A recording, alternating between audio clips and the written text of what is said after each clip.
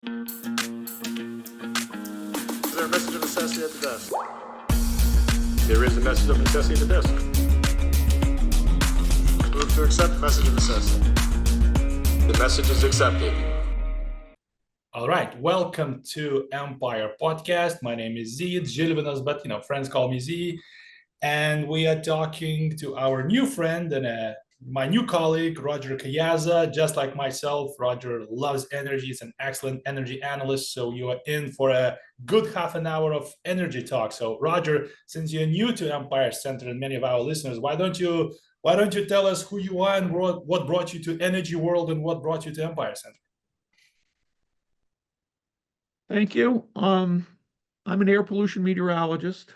I've been involved in the New York energy scene since 1981. First with Niagara Mohawk, then with NRG Energy, then with the Environmental Energy Alliance in New York, and now I'm retired from all that. And in my retirement, I've started a blog called the Pragmatic Environmentalist in New York. And on that blog, I've been following the Climate Act. I've submitted comments on different parts of it, and I've written over 400 articles about it in the last 5 years. So Wow. Empire Center said, gee, you've got some background we'd be interested in, and we'd like to publicize your work. So that's how I become an Adjunct Fellow. Excellent. Well, you've been doing environmentalist work pretty much the same amount of time I have been alive. You said 1981, that's actually the year in which I was born. Okay, and just before we go off, you said pragmatic environmentalists. That kind of sounds like skeptical environmentalists. Do you know Bjorn Lomborg? Yes, he's one of my heroes. Same here. I remember I was in college doing some econometrics work, some simple undergrad econometrics work, and I was trying to prove from my ignorance that rich countries do worse on climate because I thought they chop down all of their forests. And I was looking at the data and that I kept on seeing different picture. And then I read Bjorn Lomborg and it all started making sense. Yes, he's very good. All right. Well, you're just as good, even more experienced than he is. Let's go into the Climate Act. I'll give you sort of my take on it, which is going to be very short, and I want your take, which I hope is going to be longer. So I think it costs a whole lot and achieves very little for the environment. What do you think? I agree. I mean, it was written by politicians for political purposes, and they never really looked into how they were going to get where they want to go, especially on the schedule that they set up. So everything's arbitrary. And now we're beginning to see signs that, hey, wait a minute, it's not working out the way we thought it was going to work out. Mm-hmm. Now, okay, if you're looking at specific elements of it, so one thing they're touting is, the closing down of peaker plants in order to, we're going to close, quote unquote, dirty energy plants. We're going to protect communities, and New York is going to be healthier and better because of it. What do you think about that? Well, the peaker plants is a particular issue. The environmental justice advocates have latched onto this, that the evil power companies have put these plants in these disadvantaged neighborhoods, and oh gee, it's terrible, blah blah blah blah. That's an issue that I've been working on since, I don't know, at least 20 years, 25 years. And the thing that gets ignored is that there are rules in place today that protect the local communities. The National Ambient Air Quality Standards were specifically set up to make sure that there aren't impacts to the local neighborhoods. And when you start looking at the design of the plants and how they impact the local neighborhoods, not so much, especially since the environmental justice advocates are crying about ozone and inhalable particulates. Well, both of those are secondary pollutants. They don't come out of the stacks. It takes time for them to react. And by the time they've formed those pollutants, they've traveled away from the local neighborhoods. So it's kind of nobody's called them out on this, but that it's a very weak argument that those peaking power plants are as bad as they're being made out to be.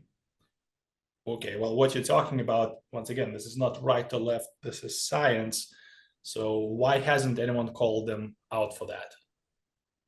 Political pressure. I mean, one of the things the environmental justice organizations wanted was community air monitoring. And that's another thing that over my career I've been involved with. It's complicated to do it right. And the state has a very good program set up. They don't have monitors everywhere because doing it right is really expensive. So to appease these organizations, they put in some kind of personal monitors, and they ran around with a car that had equipment to monitor the pollution. At the last meeting for the New York Cap and Invest program, they mentioned that, oh, by the way, the results from what we've seen from the community air monitorings is it's buildings and transportation. It's not point sources like the peaking power plants. So at some point, they're going to have to reconcile, hey, wait a minute, even the state's saying this is not a problem. Well, I'm still waiting for that to happen. All right, so now obviously I will assume that some of these people have good intentions, right? When you say environmental justice advocates, I'm just gonna give them a sort of benefit of doubt and say, you know, they have good intentions, but is it that they don't know a whole lot about the issue that they're trying to solve, or is it that they think, well, even if it doesn't help the communities, closing down a fossil fuel power plant, that's still a victory, that still gets us closer to our green goals? I mean, obviously we do not know what they think, but what do you think is happening? What's the dynamic there? Well, there's no question that they have a legitimate issue, that they've been disproportionately impacted by pollution in the past. My concern is, let's make sure we're helping you improve that today. And that means you got to go after the right sources. And for whatever reason, they've been led down by this path that the peaking power plants are an issue. I don't know how it got there. I don't know. I don't. Okay, and you mentioned, since you mentioned transportation, you said that's a big polluter. Can you sort of expand on that a little bit? Well, especially the diesel trucks. They do emit inhalable particulates. That's always been an argument that's a severe impact, acute impact today. And especially Hunters Point is the big terminal in New York City where they bring in all the produce and food, and it gets distributed from Hunters Point throughout the city. But the diesel trucks come in there, and that's definitely an issue. And when you think of all the traffic on the roads, because there's heavy traffic on every main road in New York City, there's definitely a lot of particulate pollution. So that is a legitimate issue. Now the question is, how are you going to address it? And I think it is very ambitious to try to address that by electrifying trucks. Local trucks, yes, but the long haul trucks, they're coming from upstate New York with produce. They can't, the battery trucks don't exist. So can we do something in the meantime to help that problem? I mean, there are things that could be done. For example, compressed natural gas trucks. Not so long ago, that was a promising avenue that they were talking about doing. The problem with them is they're not zero. You do still have some emissions. Well, here's where the pragmatic viewpoint comes in. If you're willing to accept some emissions and a lot lower emissions, we can get rid of the fine particulates by going to compressed natural gas. But a lot of advocates are dead set against that. Hmm. So natural gas trucks, are those the UPS trucks? You know, the brown ones? Well, I've seen some UPS waste haulers. One of the big waste hauling companies went into a big way of going to compressed natural gas. The buses in Syracuse, a lot of them are compressed natural gas. What about LPG? You know, I come from Again, that Europe, works and same LPG is a thing. big thing in Europe, but not in US. Is there a reason for that? Yes, that's the same idea. You could do that here and it would have the same effect. Here, though, propane's more expensive than natural gas. So that's why they've gone to compressed natural gas. Got it. Okay. Well, I haven't heard of a mandate to electrify trucks, but there is a mandate to electrify all the school buses. You know, very soon all the new school buses, all the new purchases of school buses will have to buy electric school buses. And I think by 2035, they want to replace the entire school bus fleet with electric buses. What is your take on that? It's an unfunded mandate that I think is going to be hugely expensive.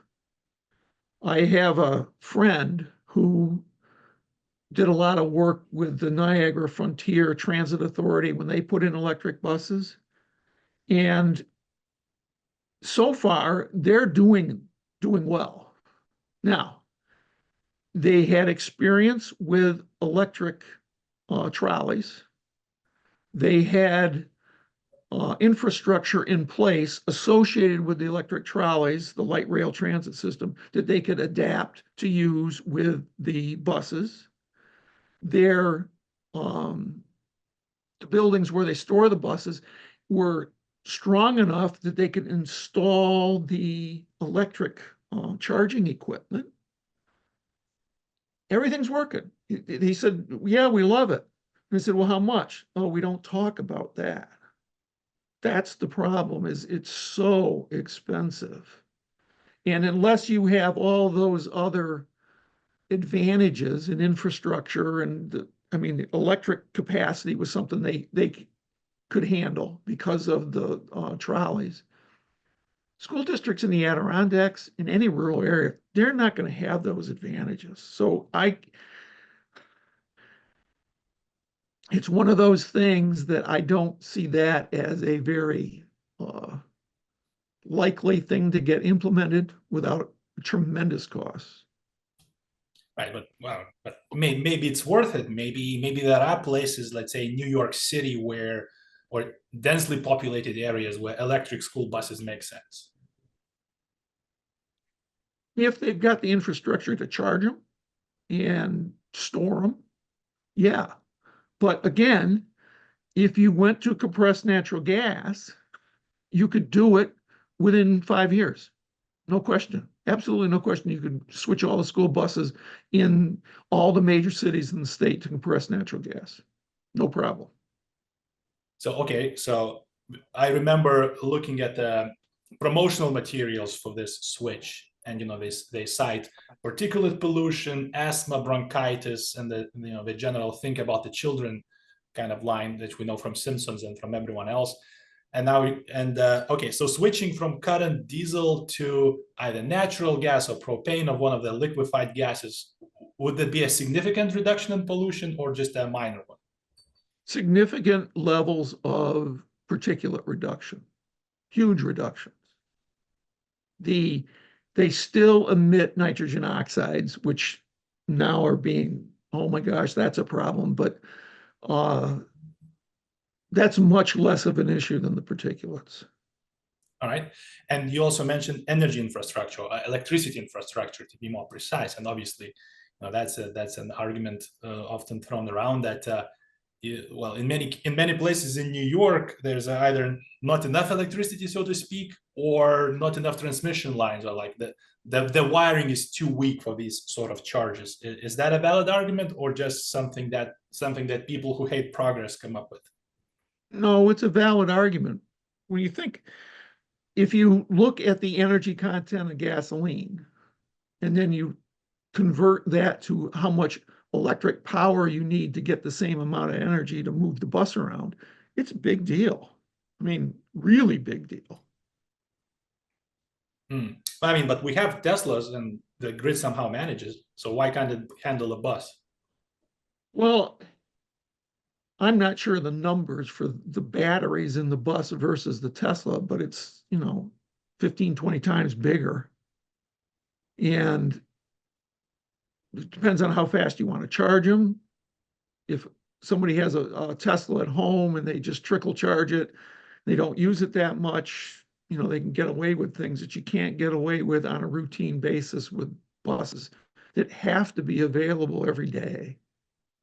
Now, I just want to point out, when it comes to transportation, I see it as something taking people from point A to point B, and whichever means of energy they use, as long as it's good and not killing people, I'm fine with it. It can be compressed air, flywheel, or anything else. I have no particular dog in this race, and I don't see electric vehicles as some sort of evil, nor do I see them as anything new, because they're more than 100 years old. So when people talk about the future, we kind of forget that electric vehicles were here before internal combustion vehicles.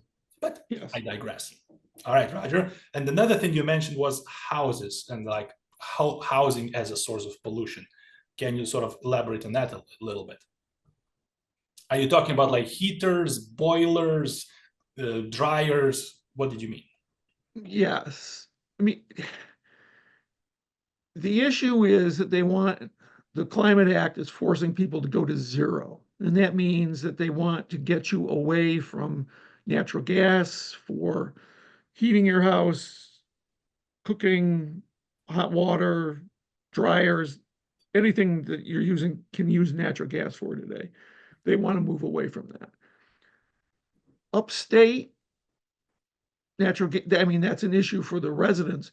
The bigger issue is in New York City, where you got local law 97 that wants to convert the big buildings to electricity. Well, now you're into a real issue of the cost of converting a big building. There was one pilot study where they were talking like over $100,000 a unit to convert, because they had to upgrade the service in the building, they had to rewire things because they needed higher capacity, like if you've got a stove, you need 220 instead of 150 or 110. That kind of thing has got to be done. All that rewiring just costs a huge amount of money. So yeah, it can be done, but at what cost and at what benefit? New York, we're only less than 0.5% of global emissions, of greenhouse gas emissions. So we're not going to do it on our own. So why? I don't accept all these high cost to affordability given the payoffs are so little. Now, so why are the payoffs? Why are environmental payoffs of electrification, or why do you say there's so little? Is it because that the electricity is still produced from fossil fuels? Is it because large losses in electricity transmission? Why do you say it won't work when we have 100 scientists working for the government that says that it will absolutely work? The ostensible purpose of the Climate Act is to reduce greenhouse gas emissions, to reduce global warming from greenhouse gases. But when you start doing the cost benefit, well, we got to include all the benefits of lower air pollution. And this comes back to my 40 years, actually 45 years in the business. The National Ambient Air Quality Standards were set up to deal with that. And we're meeting those standards in most places. The ozone is still an issue, but as long as you're meeting those standards, I say that's good enough. The argument that we're hearing is, well, if you reduce the emissions, there are all these other benefits, and it's based on epidemiological models that I don't feel very comfortable with. Okay. Now, another argument, or another at least thing that I ponder in my head, and I think electrification versus, I don't know, burning wood or burning gas, burning oil, and other all these other things. Now, I'm an amateur at this, but I think the storability of fuel or storability of energy, at least right now, you can chop firewood and store them in a dry place and heat your home if needed. You can have propane or heating oil in your tank and heat your home, even if the grid goes down. How valid, in your opinion, are the concerns that, if we all go electric and have no other fuels, if our homes are fueled by electricity, if our cars are fueled by electricity, if our stoves are fueled by electricity, we're sort of very vulnerable if electricity goes down or if there is a storm, basically, the local wire snaps. Absolutely. Yeah, seriously, once we've converted everything and there's an ice storm, that would be a disaster. And like you said, you want to have backups if you possibly can. And like you said, a lot of people have wood for backup, or my house, we have a whole house generator because I've been here for over 40 years and we've never had the natural gas go down. I mean, it's always been available when we needed it. So, and there are people who have generators with propane. So, and if you can store that on site, that's great. It provides you with a safety margin that going all electric will never be able to do. All right. And moving sort of towards the end of our exciting energy talk, in the Heat Act, there are all these heat pumps presented as a solution to many things. Once again, I have nothing against heat pumps. I think they can work. But do you think the heat pump is the answer to today's energy and pollution woes in New York? Heat pumps are a lot like many of the clean energy solutions. They work great most of the time, but when you really need them, they don't work so well. If you're using an air source heat pump, when it gets really cold, they're not very efficient. And while there's, the claim is there are these cold source heat pumps that work really well, but they work really, really well by having resistance heating associated with them. And when that happens, now we're all switched to heat pumps that are using resistance heating. That's going to overload the electric distribution systems, no question about it. So yeah, you can do it, but you really want to have your house super well insulated. And that brings up issues. Well, now you got to worry about the air exchange in the house. Some houses can't have the building shell upgraded well enough. A lot of the heat pumps don't kick out very hot air. Instead of 120, it's like 90 degrees. Mind you, you can do it. You can have a heat pump that gives you the better numbers, but jacks up the price. The geothermal gets rid of all the issues you're worried about in the cold, wet weather when the air's temperature is bad. But it's very difficult to retrofit those, and it's more expensive. So again, yeah, it'll work, but what's it in it for me? If I'm going to pay more money, am I going to at least see some benefit to the environment? And I'm not seeing the benefits that outweigh all these costs. So, okay, so once again, why do you think they're pushing heat pumps? Is it, once again, lack of understanding, or is it just something in fashion right now? It's the desire to go to zero. The heat pumps will reduce the local emissions, and the argument that they're more efficient is true. It's been distorted a bit in as much as none of the negative parts of it are discussed. So, if you read the NYSERDA documentation and frankly propaganda, sounds like a great thing, and there are some great arguments for it. But when you start digging at it, you find issues. Digging a geothermal heat pump, you mean? Well, geothermal heat pumps work great, but digging is the problem. That costs a lot of money. Right. I mean, couldn't you make an argument? You mentioned insulation. Couldn't you make an argument? Well, you insulate your house, you spend less money on energy. That's a good thing to do, nonetheless. Yes, and in my case, for example, we've insulated the walls, we've insulated the ceilings, we have the double pane windows. That's not enough for us to effectively use a source heat pump. So we'd have to upgrade to triple pane windows and add to the insulation. Well, that's going to cost a lot of money, and it's not going to get us that big a bang for the buck. So the cost benefit calculation is horrible for doing something like that. And I think a lot of people upstate, across the state, have put in a lot of energy efficient, energy conservation things. So claiming that, well, we'll just add more isn't going to get you the bang for the buck that you need and that they claim. All right, and my final question, let's have a bet of sorts or a prediction of sorts. So what do you think is the chance of New York meeting the Climate Leadership Community Protection Act goals without any modification?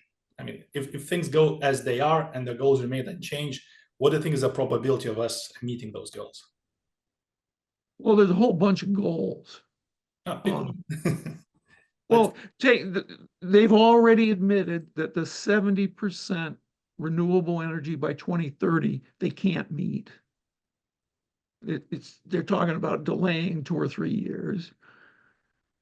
Another electric system goal is by 2040, it will be 0 emissions. And they're not going to meet that. No. No.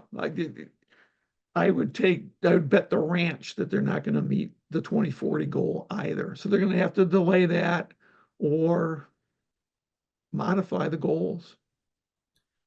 All right. Roger said he will bet a ranch, and next time that we talk to the governor, we'll see if she accepts the bet. And Roger will have 1 additional ranch or 0 ranches. There you go. All right. Well, thank you so much, Roger. This has been Empire Center, Executive Director Z talking with our new Energy Fellow, Roger Caiazza. If you like what Roger is talking about, definitely go to Empire Center's website and see his writings. If you like what we're doing here in general, go to empirecenter.org and read more about what we just spoke about. And thank you for listening, and everyone have a wonderful day. For more news and analysis, visit our website and sign up for email updates at empirecenter.org. Follow us on Twitter, Facebook, and LinkedIn at Empire Center.